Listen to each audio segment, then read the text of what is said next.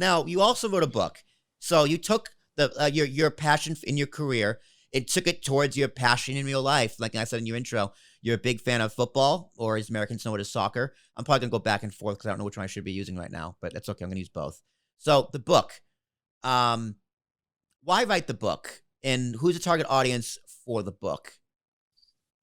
The book has been in the making for the last 9 years, to be honest. Wow. Ever since I gave a workshop to my teaching colleagues at an international conference about how to use football as a vehicle of teaching English in their classroom. And we had a lot of trainers who came in and were like, I have no idea about football or soccer. I got no idea, but my students are crazy about it, so I need to learn how to teach it. Like, oh, okay. So we had some ideas, we developed more ideas.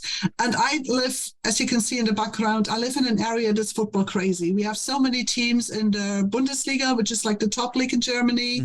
My whole family is football crazy. So all of that is there.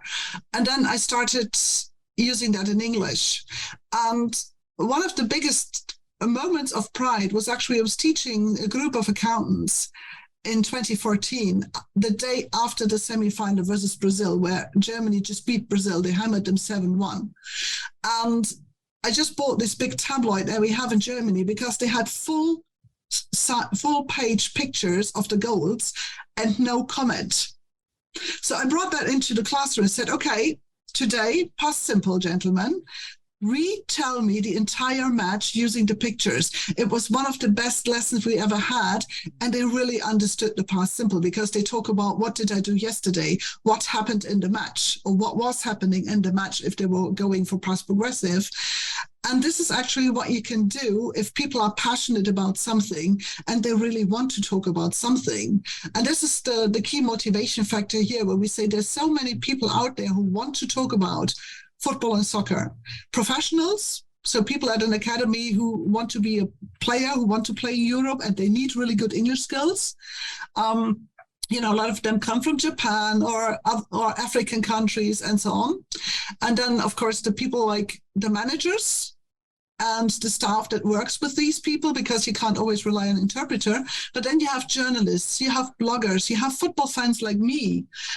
You have English teachers in a general English classroom say the World Cup's coming up. Yep. We need material because our students want to discuss that. And it's a great way to teach them English about countries and nationalities and rules and everything. And I think this is the beauty of it, that you really have so many different people being interested in this.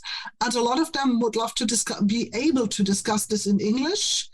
But it gets us back into slang, because you have to be very careful with the language that you don't pick up the 5 buzzwords that are being used at the moment, because maybe in 2 years from now, nobody says them any longer, and then you can rewrite the whole book, and you can't have that either. Yeah. So, and different parts of the game, like take a slide tackle, right? That could be called one thing in German soccer and completely another thing in Italy soccer or somewhere in Africa soccer. So yeah, that's very interesting. Who would benefit more? Who benefits the most from your book? Would it be players? Would it be fans? Or would it be students? I think the first half is probably more for players, but interestingly enough, a lot of the people I know used to play football. Yeah, or were dreaming of becoming football stars and played in a team when they were younger. So they also like all this kind of like rules. And of course, if you discuss the match, people love discussing tactics and strategies, and they say, yeah, so he did a lousy job in the defense because, and then you need the same vocabulary as the players or the managers who explain those tactics and strategies to each other and want you to implement them. I think this is also one of the reasons why Ted Lasso is such a great hit, because everybody can relate to it. So it is about football and have all the strategies, but this is what everybody discusses. You have 5 people and you get 20 opinions. Yeah. So because everybody sees the match in a different way. And I think people are not so much into the match. They're really into discussing the match.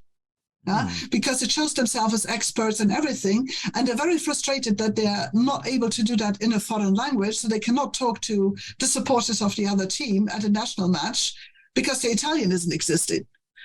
To a certain extent, football German or football Italian is English, because when they adapted football. They adapted a lot of the words. So pressing is pressing in German. Tackling is tackling in German. So we use a lot of words that are very similar or come from English. So I think some things are understood, but a lot of things, especially when it comes to tactics and strategies, are really quite difficult because they're very, very detailed and complicated, and it's all the different moves with the ball and everything.